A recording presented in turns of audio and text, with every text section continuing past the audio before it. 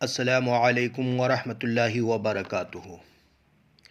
मोहब्बत का ख़ास अमल। मोहब्बत में पागलो दीवाना बनाकर कदमों में लाने वाला बकरे के दिल का ख़ास अमल। इस अमल को जायज़ जगह पर करने की इजाज़त है। ये अमल चाँद की पहली बुध को करना है। औरत के लिए बकरी का दिल, मर्द के लिए बकरे का दिल लेना है और एक ये ताबीज़ बनाकर दिल में रखना है।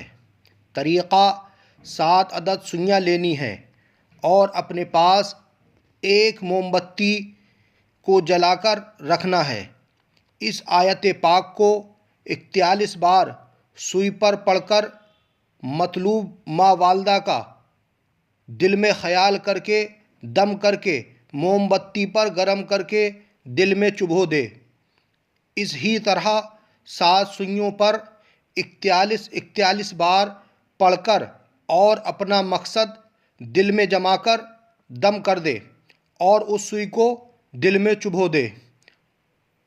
तालिब गुरूब आफ्ताब के वक्त अंगीठी में अंगारे सुलगाकर इसमें दिल को डाल दे और इस आयत को मतलूब का तसव्वुर करके पढ़ता रहे कि जब दिल जलकर खाक हो जाएगा, मतलूब बेकरार होकर कदमों में हाजिर आएगा।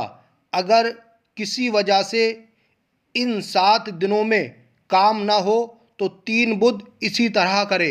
इंशाअल्लाह आपकी दिली मुराद पूरी होगी।